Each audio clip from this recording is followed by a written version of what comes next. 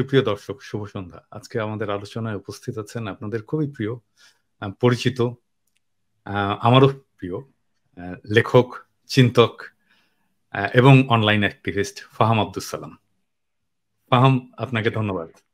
Thank you ভাই। ফাহাম, আসসালামু আলাইকুম। ফাহামের সাথে আমরা একসাথেই অ্যাক্টিভিজম করেছি। এই জুলাই আগস্ট বিপ্লবের পিছনে যে দীর্ঘ প্রস্তুতি, সেখানে আমরা একসাথে কাজ করেছি।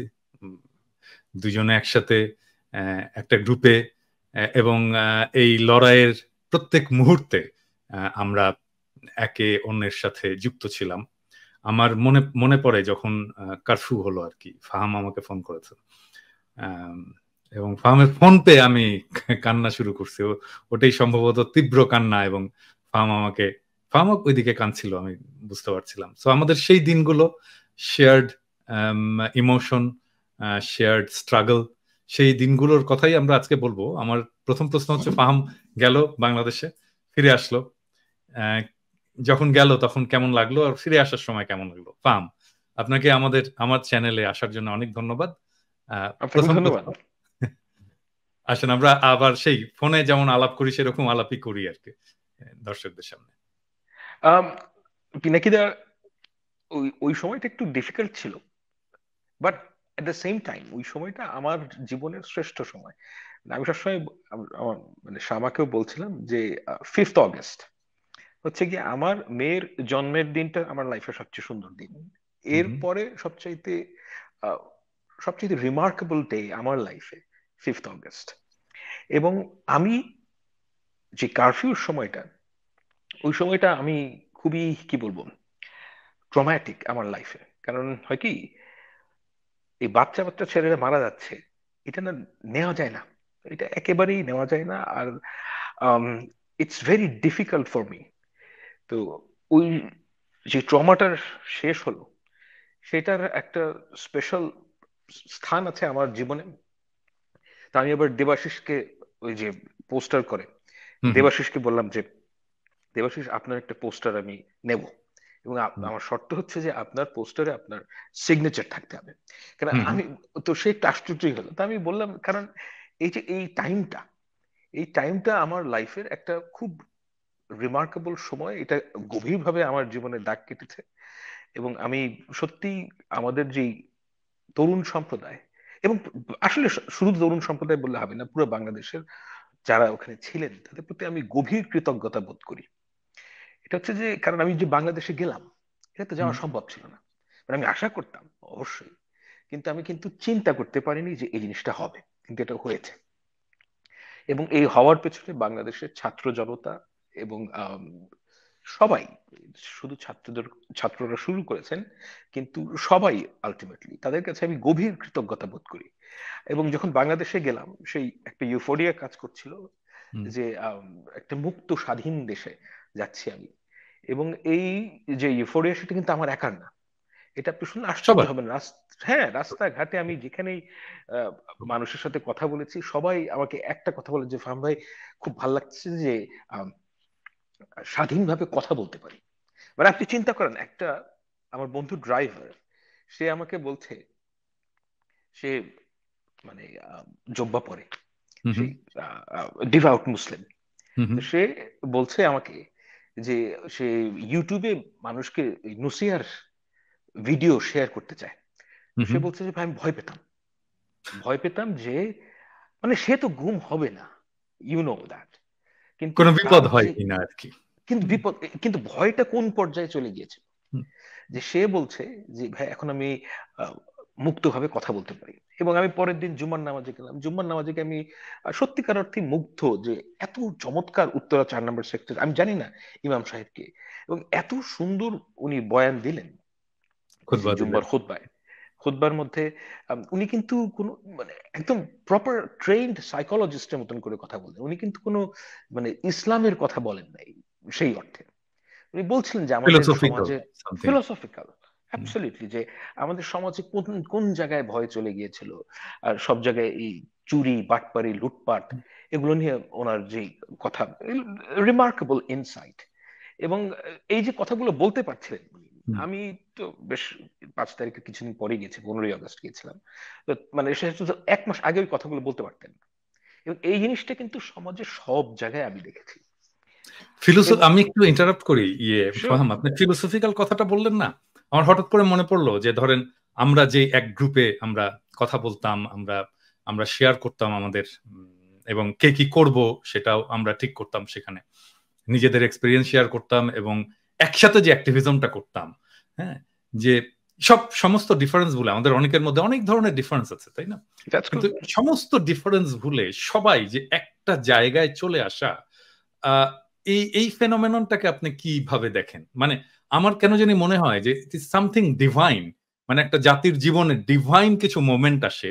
ওই মোমেন্টটা ছিল বিপ্লব, বোধহয় সম্ভবত একটা ডিভাইন মোমেন্ট, যেখানে সমস্ত মানুষকে একটা জায়গায় নিয়ে আসে। হ্যাঁ, আপনার কি মনে হয়? এটা একটা হিস্টোরিক মোমেন্ট, এবং এটার কৃতিত্ব কিন্তু শেখ হাসিনার। মানে শেখ হাসিনা তো মানে দেশটাকে সর্বনাশ করে দিয়েছে। মানে আমি একটা জিনিস বাংলাদেশে গিয়ে বুঝতে পেরেছি, সেটা হচ্ছে আপনি প্যারিসে থেকে জিনিসটা বুঝবেন না, আপনাকেও দেশে যেতে হবে। হুম, হুম, বাংলাদেশের মানুষ আমাদেরকে কিভাবে দেখেন, তারা আমাদেরকে খুব কাছের মানুষ মনে করেন। হুম, এই কারণে যে গত 15 বছর তারা যে সত্য কথাগুলো বলতে চাইতেন, হুম, সেই কথাগুলো, আমি তো আসলে আপনার মতন কিংবা অন্যান্যদের মতন এত রেগুলার না। আর তাছাড়া আমি ঠিক অ্যাক্টিভিস্ট আপনাদের সেন্সে না, কারণ আমি যেই সমস্ত, আমি আসলে লিখতে পছন্দ করি, কিন্তু তারা যে জিনিসটা বলতে চাইতেন হুম, সেই বলাটা আমাদের মুখে শুনতে শুনতে পেতেন, এবং এই জন্য তাদের আ- আমার কাছে মনে হয়েছে যে আমাদের প্রতি একটা ভালোবাসা আছে, হুম, এবং এই ভালোবাসাটা জেনুইন। মানে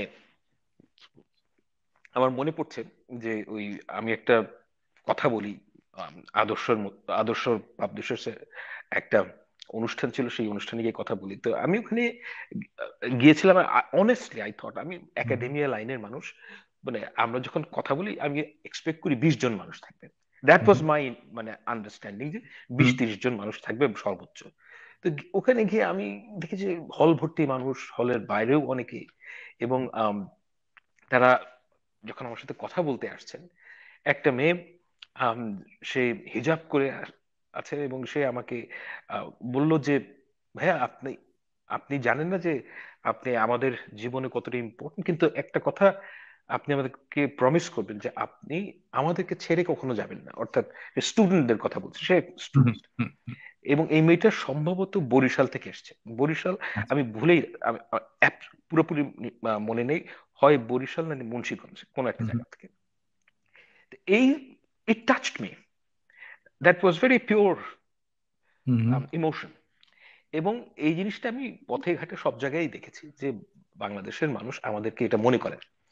এবং এটার আপনি যে প্রশ্নটা করলেন যে এই হিস্টোরিক মোমেন্টটা কিভাবে হলো, হুম, আমার কাছে অনেকগুলো অদ্ভুত ব্যাপার আছে। যে আপনি যদি দেখেন যে অ্যাক্টিভিস্ট যারা হুম, যারা প্রমিনেন্ট অ্যাক্টিভিস্ট, আপনি জাহেদ ভাই, তারপর শাহেদ আলম ভাই, জুলকারনাইন স্যার, এরা কেউই কিন্তু জেনজির মানুষ না।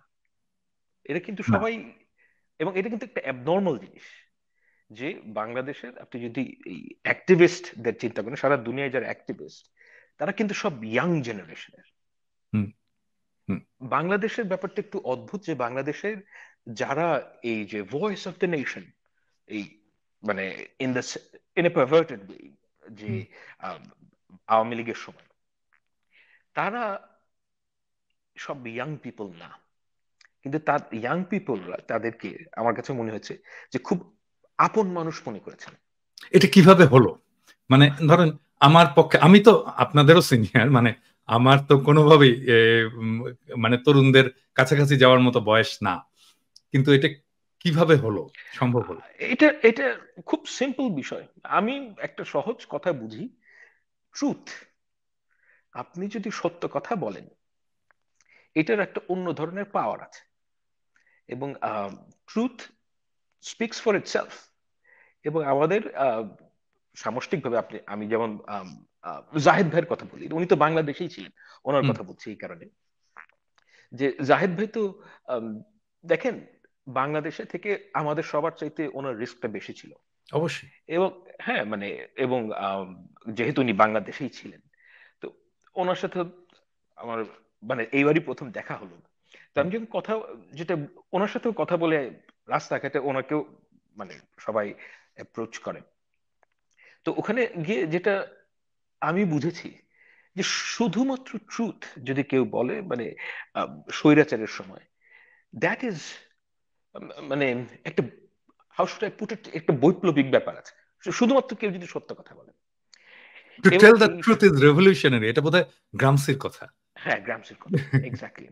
অ্যান্ড স্পেশালি এটা তো আমি নিজের জীবন থেকে বুঝলাম যে এই মুহূর্তে সত্য কথা বলাটার আম, ওই মর্তবা নাই, কারণ এই মুহূর্তে সবাই সত্য কথা বলতে পারছেন স্বাধীনভাবে। কিন্তু যখন তারা পারতেন না, তখন যারা কথা বলতে পেরেছেন তাদের আহ, তাদেরকে মানুষ ভালোবাসেন। এটাই হচ্ছে কি আমার দেখা। আর কথা এই আলোচনার আগে যে আমরা বলছিলাম যে আসার সময় কি মনে হলো এবং যাওয়ার সময় কি মনে হলো, দেখেন এইটা আপনি গেলেও যা হতো, মানে আমি গিয়ে সেটাই হচ্ছে যে একটা, যেহেতু আমরা পার্সোনালি এটার মধ্যে খুবই ইনভলভড, সেহেতু একটা পার্সোনাল ইউফোরিয়া কাজ করেছে। তা আমি নিশ্চয়ই। আসার সময় আমি বলবো না যখন আশাহত হয়ে এসেছি, আমি আশাহত হই নাই এই কারণে যে আপনি বলতে পারেন যে এই গভর্নমেন্ট খুব ভালো ফাংশন করছে না, বাট এমনই তো হওয়ার কথা। আপনি যদি চিন্তা করেন যে আওয়ামী লীগ যেই মেস ক্রিয়েট করেছে, এর মধ্যে 17 জন মানুষ যারা উপদেষ্টা, আমার মনে হয় 17 জন, 16 কিংবা 17 জন, যতজনই হোক, তারা তো পলিটিক্যাল না, এবং they trying their heart and soul, কিন্তু at the same time the challenges are insurmountable. এবং এই চ্যালেঞ্জ গ্রহণ করা আপনি চাইলেও ভাইয়া পারবেন না। বাংলাদেশের যে পরিস্থিতি এখন, আমি ব্যক্তিগতভাবে যত খারাপ অবস্থাই হোক, আমি এর মধ্যে আশা দেখতে পাই এই কারণে, কারণ আমি একটা জিনিস মনে করি যে বাংলাদেশের মানুষকে যদি স্বাধীনতা দেওয়া যায়, যে তার উপর যদি কেউ চেপে না বসে, বাংলাদেশের মানুষের কিন্তু সমস্যা সমাধান করার ক্ষমতা অসীম। এবং ওই জিনিসগুলো আমাকে খুব, আমি সবসময় দেখেছি যে আমরা খুব ব্রাইট না, দ্যাট আই আন্ডারস্ট্যান্ড, কিন্তু আমাদের মধ্যে মানে জীবনী শক্তি, মানে এটা প্রাণশক্তি, অসীম, প্রাণশক্তি প্রাণ অসম্ভব। শক্তি। আমি আমি জাস্ট আপনার আগের ওই প্রসঙ্গটায় আসি আর কি, মানে উপদেষ্টাদের কথা বললেন তো, মানে আমার ফ্রাস্ট্রেশন আছে এবং আমি তো সেটা প্রকাশ করি। হ্যাঁ, হুম, ধরেন এটা ঠিক যে তারা পলিটিক্যাল না, এবং এটাও ঠিক যে নন পলিটিক্যাল বা অ্যাপলিটিক্যাল লোকজনদেরকে, পলিটিক্সের বাইরের লোকজনদেরকে নেওয়া হয়েছে। কিন্তু ধরেন যে খুব কম্পিটেন্ট লোক পলিটিক্স করেন না, এরকম লোক কি নাই, ছিল না যাদেরকে নেওয়া যেত? আমি এক্সাম্পল দিই, আমি আসলে নাম ধরে এক্সাম্পল দিতে চাই না, কারণ এতে ওনাদেরও বিপদ হয়, আর মনে করে যে বোধহয় আমি ওনাদের কথা বলছি, তা না। ধরেন বদিউল আলম মজুমদার, আমি কিন্তু আশা করেছিলাম যে বদিউল আলম মজুমদার এই উপদেষ্টা পরিষদে থাকবে। হ্যাঁ, এবং উনি তো লড়াই করেছেন এবং ফ্যাসি বিরোধী লড়াইয়ের সাথে যুক্ত ছিলেন, ইন্টেলেকচুয়ালি যুক্ত ছিলেন, ওনার বয়স বিবেচনায় দারুণ কাজ করেছেন। আম, তারপরে ধরেন আমরা মনে করি যে আর্মি মনে করে যে আমাদের আর্মির তরফ থেকে কেউ না কেউ থাকবে, এবং আর্মির তো কয়েকজন আছেনই। কিন্তু আমার মনে হয় যে ধরেন আর্মিতে যদি আমি আর্মি অফিসারদের দেখি, সৈনিকদেরকে দেখি, আর্মির মধ্যে খুব ভালো, মানে খুব প্রমিনেন্ট ফিগার যদি আমি বলি এক্স আর্মি অফিসারদের মধ্যে, এটা নিঃসন্দেহে আইকেবি, ইকবাল করিম হুম, ভুইয়া। তো হুম। মানে উনারা কেন না, মানে আমরা কেন উনাদের সার্ভিসটা নিলাম না? হ্যাঁ, এই প্রশ্নগুলো আমার আসে আর কি। হ্যাঁ, তো এখানে সেটা আমি ঠিক সব কথা যে, বলতে পারবো না ভাই। না ঠিক আছে, আমি আমি হ্যাঁ, যাচ্ছিও না ওই জায়গায়, আমি ওই জায়গায় যাচ্ছিও না, কিন্তু আমার আমার প্রশ্নটা হচ্ছে যে কেন আমরা বেস্ট মাইন্ড গুলোকে এক জায়গায় করলাম না? এটাই হচ্ছে বেস্ট আমার। মাইন্ড, বেস্ট মাইন্ড এক জায়গায় আনলেও হতো না, এটা আমি কেন বেটার হতো আপনাকে কিনা, বলি। মানে হতো না তো একটা জিনিস, কিন্তু এর চেয়ে বেটার ফাংশন করতো কিনা, সেটা হচ্ছে আমার কথা। না, করতো না। তাই? আমি কেন করতো না?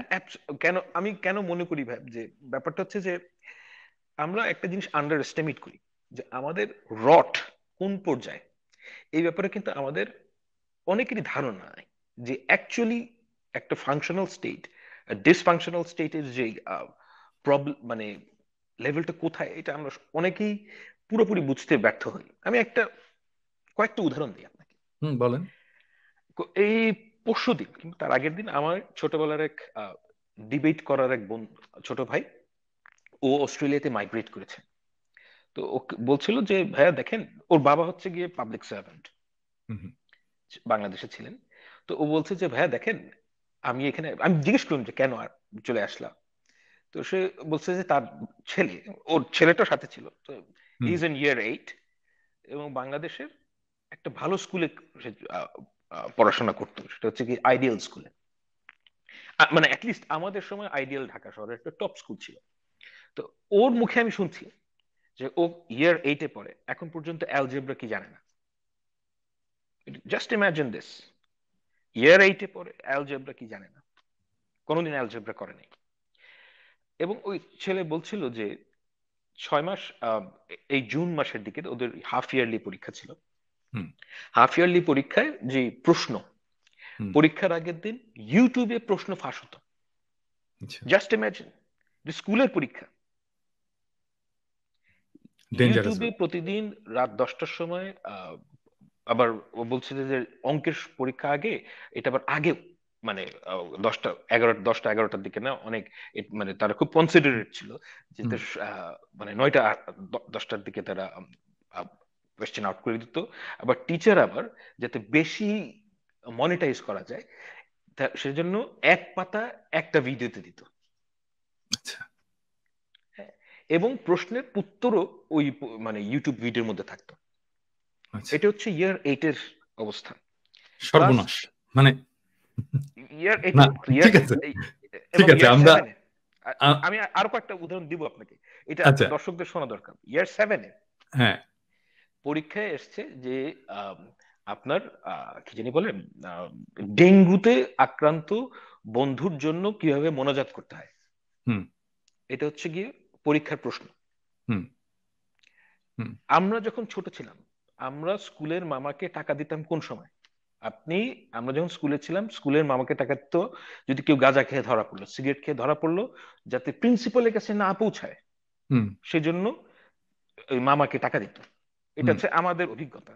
হুম আমি ক্যাডেট কলেজ যেটা দেখি নাই, কিন্তু তবুও আমি জানি যে এই ধরনের ঘটনা ঘটতো। হুম ওরা টাকা দেয় ফুটবল খেলার জন্য। মানে ডিফারেন্সটা বোঝার চেষ্টা করেন, যে আমরা একটা বিপদ আটকানোর জন্য স্কুলের মামাকে টাকা দিয়েছি, তাও এটা রেগুলার না। হুম আর এরা টাকা দেয় স্কুলের তার যেটা এই রাইট, কাজটা, তার যেটা রাইট সেটা সেটা করার জন্য সে টাকা দিচ্ছে। সেটা এক্সারসাইজ করার জন্য সে টাকা দিচ্ছে। হুম এটা হচ্ছে কি স্কুল কলেজে। আমি, আপনি যে মিলিটারির কথা বললেন, যে মিলিটারি হুম থেকে কেন আইকেবি কে নেওয়া হয়নি, কিংবা হুম এফিশিয়েন্ট অফিসারদেরকে কেন নেওয়া হয়নি, হুম আমাদের ভাই ধারণা নেই যে মিলিটারির কি অবস্থা। এগুলো আমি বলতে চাই না, তারপরেও আম, একটু বলা দরকার। আপনার, আপনি একটা ভিডিও শেয়ার করেছেন যে একটা ব্রিগেডিয়ার যদি ডাকাতিতে হুম মানে পার্টিসিপেট করে, হুম। একটা তাও সার্ভিস আবার ব্রিগেডিয়ার, তাও আবার মানে ইউনিফর্ম পরে। ইউনিফর্ম পরে, ইট ইজ জাস্ট আমি আমি আনইমাজিনেবল। কালকে কালকে যখন স্বামী আমাকে ফোন করে বলল ঘটনাটা, আমি তো মানে এতে কি, এটা কি? মানে সর্বনাশ। একটা এয়ারফোর্সের একজন অফিসার সৈনিকের থেকে 90,000 টাকা ঘুষ খাবে। আমি বলতে চাচ্ছি না, কারণ আমি নাম টাম নাই বলি, এগুলো বলাটা ঠিক না। এখন দেখেন, এটা হচ্ছে কি একদিক করাপশনের দিক, অন্য দিক দেখেন যে কোন আমি লেভেলের। আমি আমি তো আরো শুনেছি আর কি, স্বামী তো আমাকে বলেছে, হ্যাঁ, স্বামী তো বলেছে যে মানে কমান্ডিং স্বামী, পজিশনে মানে সেক্সুয়াল অ্যাডভান্টেজ নেওয়া, এটা তো ইট ইজ জাস্ট আনথিঙ্কেবল। মানে একটা জেনারেল লেভেলের লোক, মানে আমি জাস্ট নাম বলছি না, তার মেয়ের থেকে কম বয়সী র্যাঙ্ক পাওয়া মেয়েদের সে সেক্সুয়ালি অ্যাবিউজ করেছে, একটা জেনারেল। হ্যাঁ, মানে আপনি যদি ল্যাটিন আমেরিকার উপন্যাসগুলো পড়েন, ওখানে তো আসলে এই জিনিসগুলো প্রায় আসে। এক্স্যাক্টলি। ওখানেও ওখানে যে জিনিসগুলো আসে, যে জেনারেলদের যে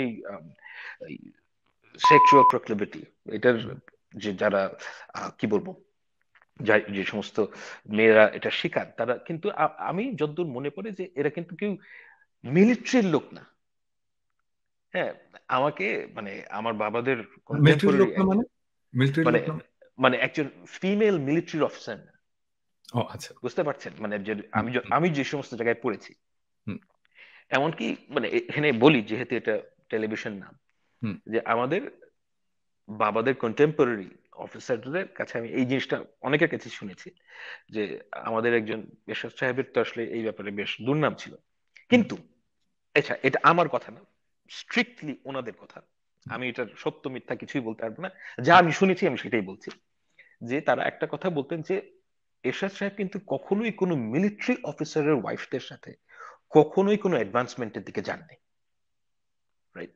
সেই ব্যাপারে উনি অত্যন্ত আহ, সুনাম আছে ওনার। হ্যাঁ, এখানে দেখেন, আর আমাদের দেশের এখনকার জেনারেলরা ফোর্সের এগুলো এগুলো বলা খুব ডিফিকাল্ট ভাই। মানে কারণ আমি আমি আমি আপনাকে আরেকটা এক্সাম্পল দিই। মানে ধরেন যখন বিডিআর কার্নেসটা হলো, তো ওই সময় আমি আমি পপুলারে, আমি তো আমার অফিস কিন্তু জাস্ট ওই রাস্তাতেই। হ্যাঁ, পপুলারের যে হ্যাঁ, এক্স্যাক্টলি। ফার্মাসিউটিক্যাল অফিস আছে ওই রাস্তাতেই, মানে কয়েকটা ব্লক পিছনেই কিন্তু ঘটনাটা ঘটছে আর কি। তো যখন এই সমস্ত ডেড বডি গুলো বেরোচ্ছে, ইয়ে হচ্ছে এবং সমস্ত স্টোরি গুলো বেরিয়ে আসছে, ওই সময় আমাদের এইচআর ম্যানেজার ছিল এক্স আর্মি অফিসার, একজন এক্স মেজর আর কি। খুব ভালো ছেলে, এখন এখন এখন হংকং এ থাকে বোধহয়। এখন স্ট্যান্ডার্ড চার্টারে কাজ করে। তো ও আমাকে বলছে সে যে স্যার, আপনি জানেন যে একজন আর্মি অফিসার সে কোন জিনিসটাকে সবচেয়ে বেশি ইয়ে করে প্রোটেক্ট করতে চায়, সেটা হচ্ছে যে ডিগনিটি, অফকোর্স। মহিলাদের ডিগনিটি, আর্মি অফিসারদের ডিগনিটি, আর্মি অফিসারদের ওয়াইফদের ডিগনিটি। এইটা তার কাছে 1 নাম্বার প্রায়োরিটি। হ্যাঁ, এবং আপনি কখন আমাকে সে বলছে অ্যাবসলিউটলি। যে আপনি কখনোই দেখবেন না যে আর্মি অফিসারের ওয়াইফকে কোনোভাবে অসম্মানিত করেছে কেউ, সেটা একজন আর্মি অফিসার মেনে নেবে, কখনোই মেনে অ্যাবসলিউটলি নেবে। নট। এবং মানে সেইটা ছিল, এটা বেশি দিন আগের কথা না, 2008 সালের ঘটনা। হ্যাঁ, if you can't protect your wife, how would exactly you protect the country? মানে এক্স্যাক্টলি। এটা একটা অবাস্তব বিষয় না? এবং মানে এই ভ্যালুস গুলো এবং যে জাস্ট মিলিটারির মধ্যে জাস্ট 16 বছরের মধ্যে এটা পুরোপুরি ধ্বংস অ্যাবসলিউট হয়ে গেল। অ্যাবসলিউট ধ্বংস করে ফেলেছে। এখন একজন, এটা তো হচ্ছে আর নন প্রফেশনালিজম কোন পর্যায়ে গিয়েছে দেখেন। একজন এয়ারফোর্স চিফের মেয়ের বিয়ে হবে, হুম, সেই মেয়ের বিয়েতে এয়ারফোর্সের অফিসারদেরকে নাচানো হবে, অফিসারদেরকে, সার্ভিং অফিসারদেরকে নাচানোর জন্য যশোর থেকে ঢাকায় আনা হয়েছে। Is this how we should run our institutions? Hasina যে আমাদের কি ধ্বংস করেছে, এটা না মানুষ মানে বুঝতে পারে না যে আমাদের পুরো সোশ্যাল ফ্যাব্রিক ধ্বংস করে ফেলেছে। একদম একদম একদম একদম। একদম ওটা ডিস্ট্রয়। তো আমরা বুঝতে পারতাম, সোশ্যাল ফেব্রিকটা যে ধ্বংস করেছে, এটা ইভেন আমরা কিন্তু অনলাইনেও বুঝতে পারতাম। হুম, ধরেন এই যে, মানে মুরব্বিদেরকে সম্মান করতে এক্স্যাক্টলি। হবে। হ্যাঁ, এক্স্যাক্টলি। এইটা কি আমাদেরকে কেউ শিখিয়েছে? আমি আপনাকে একটা না। এক্সাম্পল দিই, খুব ইন্টারেস্টিং এক্সাম্পল। সেটা হচ্ছে যে তখন আমি কেবল আজিজুল হক কলেজে ভর্তি হয়েছি, মানে স্কুল থেকে পাশ করে ইন্টারমিডিয়েট ফার্স্ট ইয়ারে। তো তখন তো সবারই একটু নতুন নতুন হিরোইজম হয় আর কি। তো কোর্স। রিক্সায় আমরা একটা জায়গায় গেছি আর কি, 3 জন চড়ে একটা জায়গায় গেছি, এবং রিক্সাওয়ালা এটা পছন্দ করেনি যে আমরা 3 জন চড়বো, কারণ টানতে কষ্ট হচ্ছে। এবং নামার সময় আমরা ইউজুয়াল যেটা ভাড়া সেটা ওনাকে দিয়েছি, এবং উনি এটা অ্যাকসেপ্ট করবেন না। এবং আপনি নিশ্চয়ই খেয়াল করলে বুঝতেন আমি ওনাকে উনি উনি করে বলছি হুম। কেন, এটা আমি পরে ব্যাখ্যা করছি। তো অ্যাকসেপ্ট করবেন না, এবং উনি বললেন যে দেখেন, আপনারা তো 3 জন চড়ছেন, হ্যাঁ, আমার টানতে কষ্ট হয়েছে, হ্যাঁ, তো আপনি যদি ওই ভাড়াটাই দেন, সে খুবই ন্যায্য কথা বলছেন, যে আপনি যদি ওই ভাড়াটাই দেন তাহলে তো আমার প্রতি ইনসাফ করা হলো না। তো এটা আমাদের গায়ে লাগলো। হ্যাঁ, আমাদের কাছ থেকে বেশি ভাড়া নেবে, এটা তো আমাদের ইগোতে লেগেছে আর কি। এবং ভাড়া না দিয়ে একটু দুর্ব্যবহার করা হয়েছে ওই ভদ্রলোকের সাথে, রিক্সাওয়ালার সাথে। তো যাই হোক, তারপরে আমরা কাজ টাজ সেরে আমি বাসায় ফিরছি। বাসায় ফিরে দেখি আমার বাবা অগ্নিমূর্তি হয়ে আছে, কারণ ওই রিক্সাওয়ালা যে বাবার কাছে কমপ্লেন করে দিচ্ছে, এবং যা পিটুনি দিল সেদিন বাবা। হ্যাঁ, হ্যাঁ। মানে আপনি তাহলে চিন্তা করেন যে একজন রিক্সাওয়ালা, হ্যাঁ, সে একটা পাড়ার একজন মুরব্বীর কাছে তার ছেলের ব্যাপারে হুম। কমপ্লেন করতে পারে, এবং এই কমপ্লেনটাকে খুব সিরিয়াসলি নেওয়া হয় ফ্যামিলিতে, অ্যাবসলিউটলি। এবং সেইটার একটা ব্যবস্থা করা হয়। এবং আমার ওই যে সেই দিন যে শিক্ষাটা হলো, হ্যাঁ, সেই শিক্ষা তো আমি এখনো ভুলিনি। এই সোশ্যাল অ্যাবসলিউটলি। ফ্যাক্টরি তো নষ্ট হয়ে গেছে। হ্যাঁ, এগুলো একেবারে। সোশ্যাল ভ্যালুজ, এগুলো ভেরি ইম্পর্টেন্ট থিংস। মানে দিস ইজ আমাদের যে জীবন, আমরা যেটা বলি না হাজার বছরের, মানে কিছু বুলশিট কথা আছে না যে হাজার বছরের ঐতিহ্য, কিন্তু আমাদের একটা পার্টিকুলার ওয়ে অফ লাইফ আছে, দ্যাট ইজ ট্রু। এবং এটা কিন্তু টাইমলেস না হলেও এটার মধ্যে টাইমলেসনেস আছে, অন্যভাবে আছে। মানে এটা দীর্ঘদিনের ঐতিহ্য। আমাদের দেশের যে আদাব মানুষের সাথে, হুম হিন্দুস্তানি মুসলমানের যে আদাব, হুম এটা কিন্তু খুব একটা, আমি শুধু হিন্দুস্তানি মুসলমানের কথা বলছি না, আমি হিন্দুস্তানি আম, হিন্দুদের মধ্যেও এই আদাবটা ছিল, হুম এবং এই আদাবটা সমাজ থেকে নাই হয়ে গেছে। এবং আমি ইন্ডিভিজুয়ালি বেয়াদব মানুষকে সহ্য করতে পারি না। হ্যাঁ, বেয়াদব মানুষ সহ্য করতে পারি না, কারণ হচ্ছে যে মানে আমি নিজে, কেউ যদি আমাকে ফেসবুকে এসে ঠাস করে তুমি করে কথা বলে, আমি তাকে ব্লক করে দিই। হুম হ্যাঁ, কারণ আমাকে মানে আই লাইক দ্যাট থিং, যে ওল্ড ওয়ে, যে আপনার, আমি একজনকে সবাইকে আপনি করে বলি, আই এক্সপেক্ট যে আপনি আমাকে আপনি হুম করে বলবেন। হুম এবং আপনি যদি আমার বড় হন তাহলে আপনি আমাকে তুমি করে বলবেন, দ্যাটস ফাইন।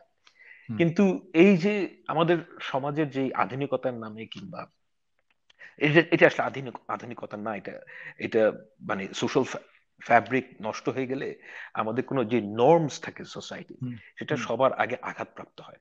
এটা হুম আঘাতপ্রাপ্ত হয় কেন? কারণ হচ্ছে গিয়ে আমাদের সমাজে কিছু চুক্তি আছে। এই হুম চুক্তির মধ্যে কিন্তু আম, এই চুক্তিগুলো কিন্তু আমরা ইনহেরিট করি।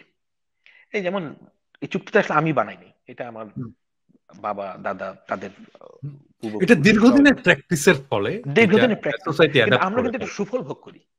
আমার তো কোনো এক্স্যাক্টলি। রাইট নাই এই এই সুফল, এই জিনিসটাকে ধ্বংস করা। এই জিনিসটা যদি আমি আমার সন্তানকে দিয়ে যেতে চাই পারি, এটার সুফল সেও ভোগ করবে।